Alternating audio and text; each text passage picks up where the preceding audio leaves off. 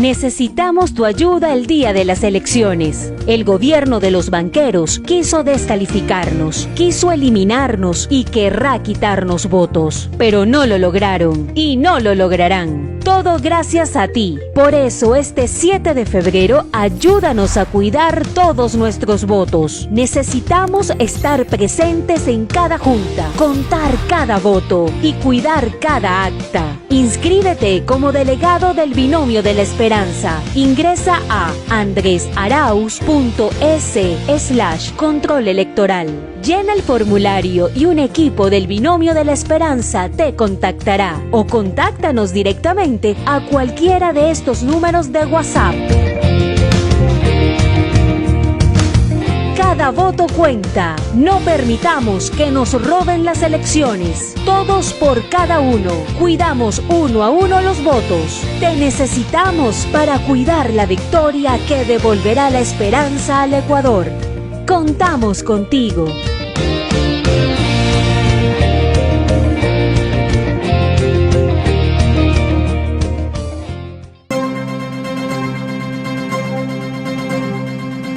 En México, Andrés Arauz es la nueva cara del correísmo. Veamos sus principales datos. Andrés David Arauz Galarza, 35 años, tiene un máster en Economía del Desarrollo y un doctorado en Economía Financiera. Casado, un hijo, experiencia en el sector público. Asesor en política financiera del Ministerio de Coordinación de la Política Económica. Analista y director general en el Banco Central del Ecuador.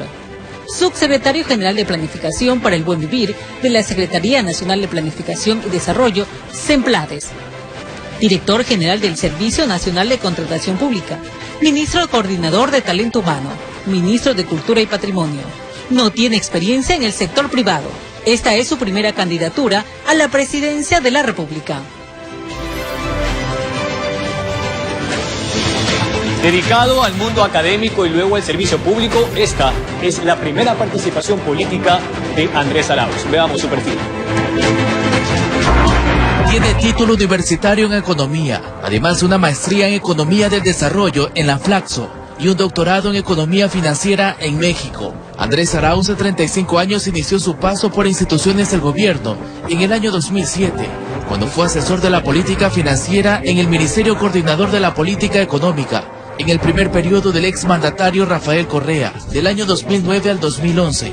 Fue director general del Banco Central del Ecuador. Estuvo a cargo también de la Subsecretaría Nacional de Planificación y lideró el Plan Nacional del Buen Vivir en las SEMPLADES. Somos un grupo de ciudadanos comprometidos. Somos más, muchísimos más.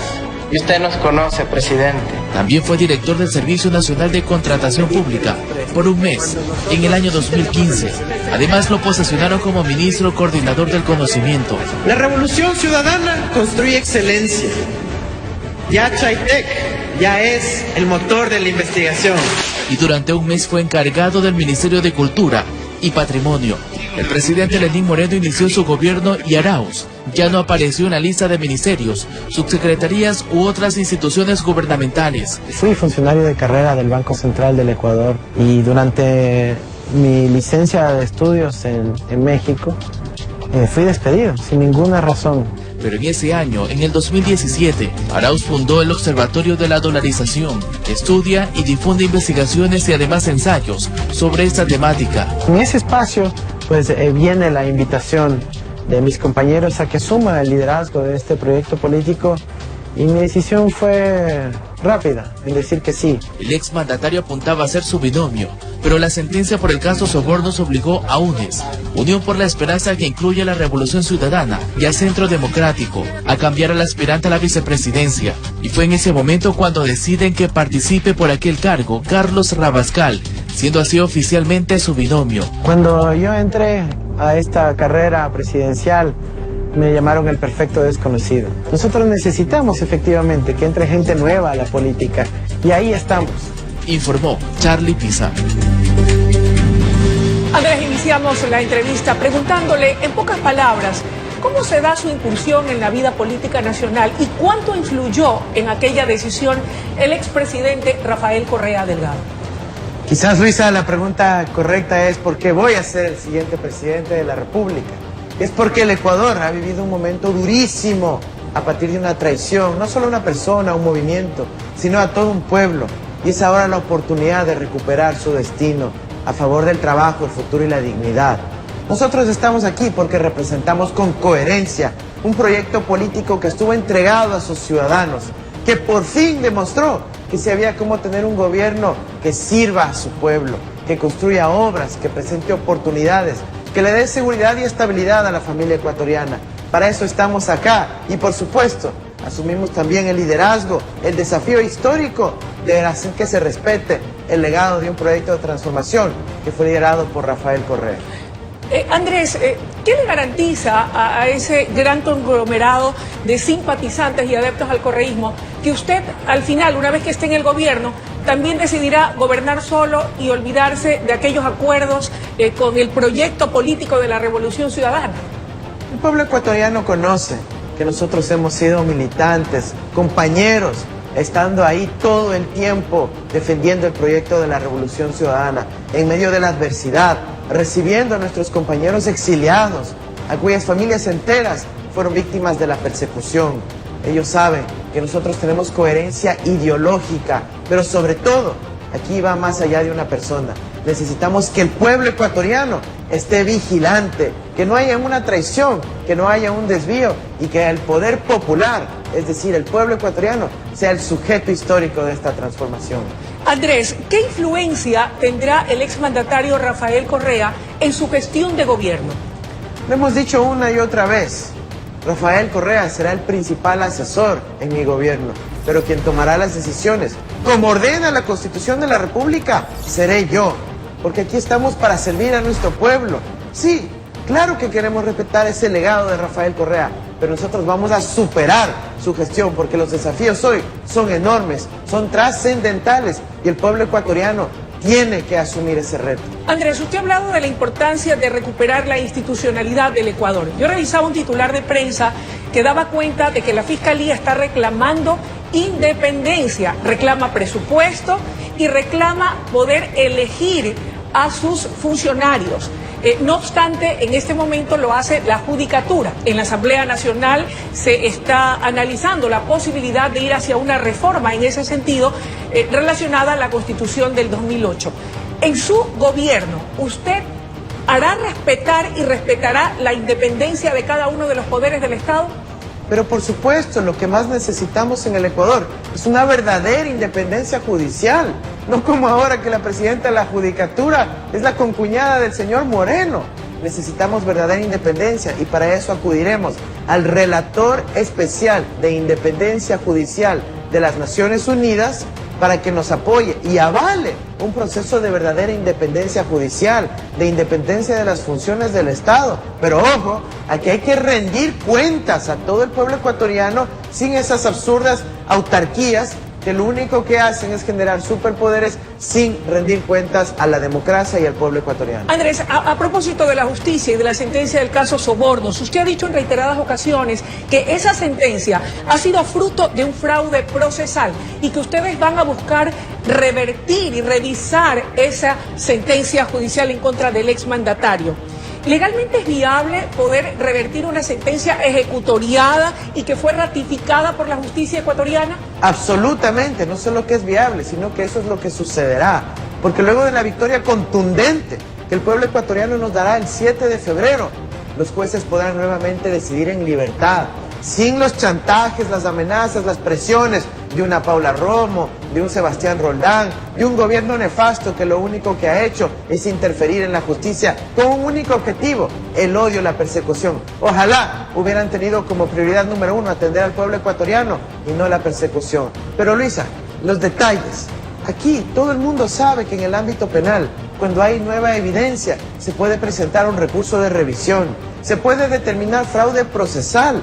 Ecuatorianos, investiguen, justiciaamarrada.org, demuestra toda la evidencia del fraude procesal de este caso, pero también tenemos la acción extraordinaria de protección, tenemos las instancias internacionales en la CDH y en la ONU. ¿Y la amnistía, Andrés? Porque no será necesario aplicar aquello, porque los propios jueces, el propio sistema de justicia da suficientes espacios para que se reivindique la inocencia de Rafael Correa. Andrés, Jorge Escobar tiene también interrogantes para usted. Adelante, Jorge. ¿Qué tal, economista? Buen día y bienvenido acá a Puntos de Vista. Nos gustaría conocer detalles sobre su propuesta en torno al pago de $1.000 mensuales para 1 millón de familias. Sí, ha dicho que el dinero vendrá de una cuenta gubernamental que se está gestionando en Suiza. Allá hay cerca de $7.000 millones. Pero por un lado nos gustaría saber si esto va a ser durante sus 4 años de gobierno en el evento de que sea elegido. Y también por otro lado, la logística. ¿Cómo se va a ejecutar el pago de esos $1.000 mensuales? Buenos días, Jorge. Efectivamente, nosotros vamos a repatriar esos 8.080 millones de dólares de acuerdo al boletín monetario semanal del Banco Central del Ecuador, que están depositados en el Banco de Basilea en Suiza. La logística es sencilla. Se hace una transferencia electrónica, se le ordena al banco suizo que transfiere esa plata al Ecuador y a partir de ahí, con el registro social, más otras variables que estamos afinando, víctimas de la pandemia, situación económica, endeudamiento, podemos asignar los recursos a las distintas cuentas del sistema financiero y sobre todo del sistema cooperativo de ahorro y crédito, en donde las familias ecuatorianas tendrán su cuenta para recibir la transferencia. Esta es una recomendación del sistema de Naciones Unidas. El secretario general Antonio Guterres lo ha dicho reiteradamente. Lo ha aplicado Brasil con éxito, Guatemala, Perú. Estamos viendo lo mismo en Estados Unidos y en Canadá. Así que es perfectamente posible hacerlo y en el corto plazo. Sabemos cómo hacerlo, ecuatorianos. Por eso en la primera semana de nuestro gobierno recibirán $1.000, 1 millón de familias ecuatorianas. Sobre otro tema también nos gustaría conocer el detalle de lo que ya se ha anunciado por parte de sus candidatos a la Asamblea Nacional, la eliminación de la ley de apoyo humanitario que se aprobó el año pasado a propósito de la pandemia. Según el gobierno, allí se establecieron beneficios como el diferimiento de pagos de tarjeta de créditos, también los créditos desde el BIES y lo propio con los servicios básicos. ¿Cree usted que a pesar de esos beneficios debe de eliminarse esta ley? Por supuesto que hay que tumbarse esa ley supuestamente humanitaria, que fue negociada y aprobada exclusivamente con el reparto de hospitales y los carnets falsos de discapacidad. Necesitamos retomar la dignidad de nuestro pueblo. Imagínense esa ley que permitió los despidos sin liquidación. Eso es corrupción. Que permitió que se reduzcan los sueldos de los ecuatorianos. Eso también es corrupción. Nosotros vamos a devolver la dignidad a nuestro pueblo y esa ley humanitaria, en compromiso con los asambleístas que acompañan a la lista 1, han dicho que es la prioridad darse de baja esa ley en el componente laboral que abusa a los trabajadores. Andrés, en el marco de la importancia que tiene para usted el recuperar la institucionalidad del Estado ecuatoriano, le pregunto, ¿usted convocará alguna asamblea constituyente para hacer esos cambios que amerita la Constitución? Nosotros no descartamos convocar a una constituyente, pero Ecuador, hemos vivido un proceso destituyente desde la traición democrática de un presidente que en reunión con los banqueros dice: yo odio a los que votaron por mí. Ahí ya se quebró el pacto de convivencia social. Luego tuvimos la imposibilidad de ejecutar la revocatoria del mandato. Luego nos crearon un vacío constitucional, declarando vacancia constitucional. Y luego, cuando dijeron que los miembros del Consejo de Participación sean electos democráticamente, los destituyeron a los pocos días. ¿Ameritaría un cambio entonces a la Constitución? ¿En qué puntos o en qué áreas específicamente? Sí, necesitamos un proceso restituyente en donde el soberano, que es el pueblo ecuatoriano, recupere el control de las instituciones. ¿De qué manera? Hay varias opciones. Una puede ser un pronunciamiento popular, una segunda de reformas o enmiendas constitucionales y una tercera, que no descartamos, una nueva asamblea constituyente que ratifique la Constitución de Montecristi, pero establezca un régimen de transición que permita recuperar la institucionalidad que fue desbaratada por el Trujillato y todos esos miembros elegidos por el gobierno de Moreno. Andrés, pero ¿no hay aquí tal vez una contradicción? Le pregunto esto porque precisamente esa Constitución de Montecristi, de acuerdo a lo expresado por el exmandatario Rafael Correa, iba a durar 300 años. ¿Hubo algún error de concepción? ¿Qué pasó en el camino? Porque usted dice que igual habrá que hacer ciertos cambios, ya sea vía enmiendas, ya sea a través de una consulta popular o ya sea a través de una asamblea constituyente. La Constitución de Montecristi debe ser ratificada.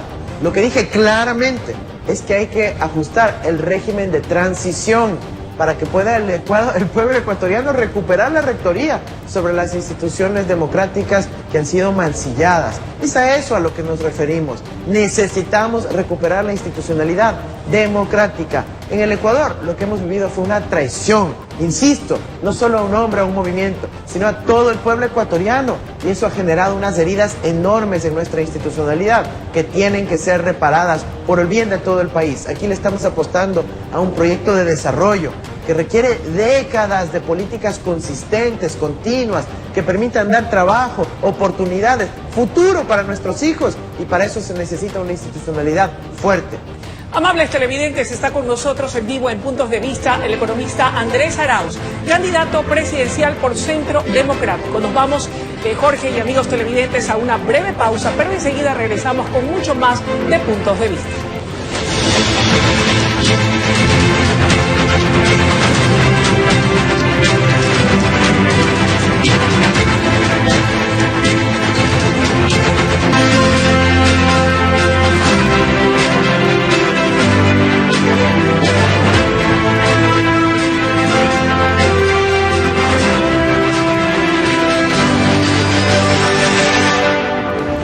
Amables televidentes, estamos de vuelta en Puntos de Vista y estamos con el economista Andrés Arauz, candidato presidencial por Centro Democrático. Andrés, el gobierno nacional ha iniciado ya los trámites para la venta de TAME en medio de los reclamos de sus trabajadores que aún no han recibido su liquidación. Mi pregunta es, ¿cuál será el futuro de las empresas públicas, de las empresas del Estado en un eventual gobierno de Andrés Arauz? Lo fundamental es respetar los derechos de los trabajadores. Esto no solo está ocurriendo en las empresas públicas, también en muchísimas empresas privadas a lo largo y ancho del país, en donde hemos visto empresarios que, aprovechándose de una ley cínica como la ley humanitaria creada por el gobierno de Moreno, han logrado despedir a miles y miles de ecuatorianos sin pagarles una liquidación. Nuestra prioridad será siempre defender el derecho de los trabajadores, de la familia ecuatoriana, que tiene derecho a dignidad. Esa es nuestra propuesta en todos los ámbitos, en lo público y en lo privado. Hay algunas empresas que obviamente requieren mejoría en su eficiencia, tienen que ser inversiones que valgan la pena para el Estado ecuatoriano, pero tenemos que entrar a evaluar todo eso apenas lleguemos en el gobierno, pero eso sí, con los principios claros. Primero, los trabajadores. Es decir, que si acaso lo consideran pertinente, ¿sí se procederá a la venta de determinadas empresas o a concesionar otras? Mire, en el caso de TAME hay como hacer una optimización en términos de las rutas aéreas, analizar el mercado, las prácticas depredatorias, las rutas internacionales, la situación y el contexto internacional en donde todas las aerolíneas del planeta, todas han recibido ayuda de los estados en el contexto de la pandemia. Pero mira, hay otras empresas que efectivamente tenemos que evaluar, pero hay unas que son patrimonio de los ecuatorianos. Por ejemplo, Ferrocarriles del Ecuador. Es un patrimonio histórico de nuestra patria. Es el legado de Eloy Alfaro que vamos a preservar. Por ejemplo, la empresa de telecomunicaciones ecuatorianos. La necesitamos para poder invertir en conectividad rural, para poder otorgar becas a los estudiantes y docentes del sistema fiscal y para poder garantizar el Internet como derecho humano. 1 gigabyte mensual de plan de datos gratuito. Requisito, tener cédula ecuatoriana. Andrés, para poder acometer en todas esas obras de carácter social se necesitan de recursos. La minería en el año 2020 batió récord en exportación de oro y cobre a Finlandia y también a China. ¿Cuál va a ser el futuro de la minería, la política extractivista que usted implementará en un eventual gobierno suyo? Mira, nuestra propuesta general es salir del extractivismo. Eso se logra con diversificación económica, con industrialización, con la economía del conocimiento, en donde el recurso más importante sea nuestro cerebro, nuestro talento como ecuatorianos. Ahora, tenemos algunos proyectos mineros en marcha. Tenemos minería mediana, minería pequeña, minería artesanal. A todo eso vamos a impulsarla con responsabilidad. ¿Cómo? Renovando la tecnología para que sea menos contaminante, industrializando, como por ejemplo la refinería de El Oro en Machala, para que se acopie la producción aurífera de nuestro país y se puede industrializarla en nuestra patria. Eso es lo que queremos para los ecuatorianos, cuidando las fuentes de agua, cuidando el ambiente, cuidando el desarrollo de las comunidades, pero generando oportunidades para todo el país. Y solo sobre el tema de las exportaciones mineras, Luisa, eso es un dato importante, pero hay que ver si esos dólares ingresaron al Ecuador, porque si se exporta oro, si se exporta cobre y los dólares no entran al país, se está atentando en contra de la dolarización y nosotros vamos a fortalecerla y defenderla porque sabemos cómo hacerlo. ¿Y por qué es importante mantener y preservar la dolarización, Andrés? Lo hemos dicho una y otra vez, la dolarización le otorga estabilidad en su poder adquisitivo al trabajador ecuatoriano. Le permite endeudarse a 20, 25 años con un crédito hipotecario y no tener que preocuparse de cómo varían las tasas de cambio, los tipos de cambio. Nosotros defendemos la dolarización porque es lo que le da estabilidad al pueblo ecuatoriano. Hay algunos que quieren aprovechar eso para mandar los dólares afuera. Nosotros sí vamos a proteger para que haya dólares en el país, haya circulante en los locales comerciales. El comerciante que nos escucha sabe que cuando hay circulante en la economía, hay más ventas, hay más trabajo, más oportunidades para sus hijos. Andrés, Jorge tiene más interrogantes para usted. Adelante, Jorge. Economista, lo invito a hablar sobre finanzas públicas y financiamiento externo. Lo que se conoce es que en los próximos años el déficit estará entre el 7 y el 8% del PIB. ¿Cuál va a ser su postura en torno a lo que firmó el gobierno de Lenín Moreno con el Fondo Monetario Internacional, más de 4.200 millones de dólares?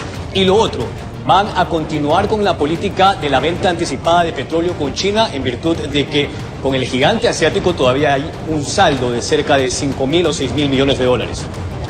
Bueno, Jorge, ahí hay varias preguntas en una, así que vamos por partes. Por favor. En primer lugar, el monto que ha mencionado no corresponde al déficit. Esa cifra se denomina necesidad de financiamiento, que es diferente al déficit. El déficit del presupuesto general del Estado es mucho menor, es aproximadamente 2% del PIB. Así que es perfectamente manejable.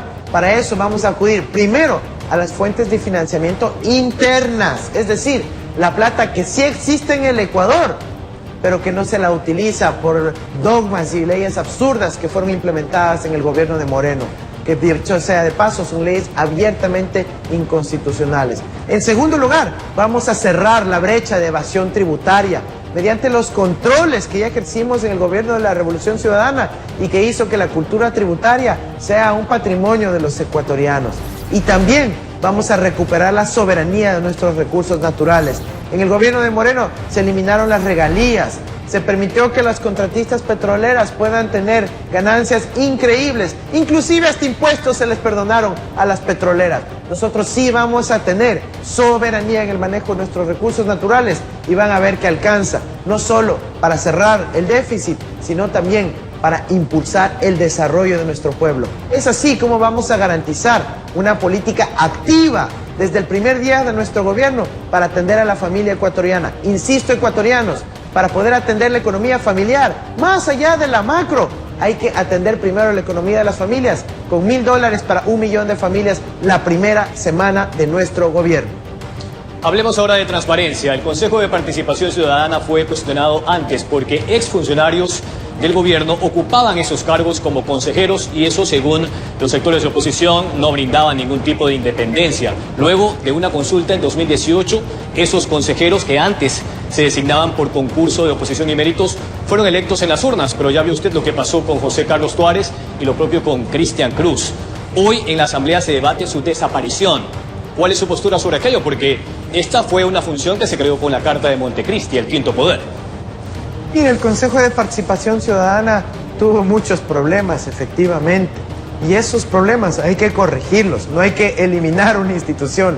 Es como que digan que un equipo de fútbol que no logró ser campeón ese año, hay que eliminarlo. No, hay que tomar los correctivos para que funcione, para que se adecue a la realidad de nuestro país. Y por supuesto que podemos implementar muchos de ellos.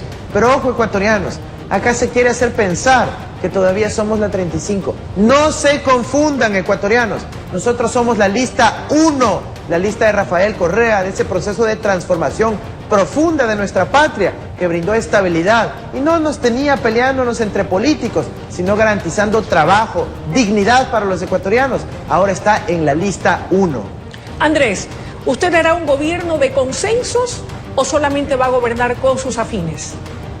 Mira, nosotros hemos propuesto desde el primer día de nuestra campaña una convocatoria a la unidad. Por eso nuestra coalición se denomina Unión por la Esperanza. Luisa, nosotros hemos sido víctimas de la persecución, del odio, de la proscripción política. Estamos lanzándonos con partidos políticos que no son el nuestro, que nos han abierto las puertas. Es una señal de que todavía hay sensatez en el Ecuador para poder construir un futuro con dignidad.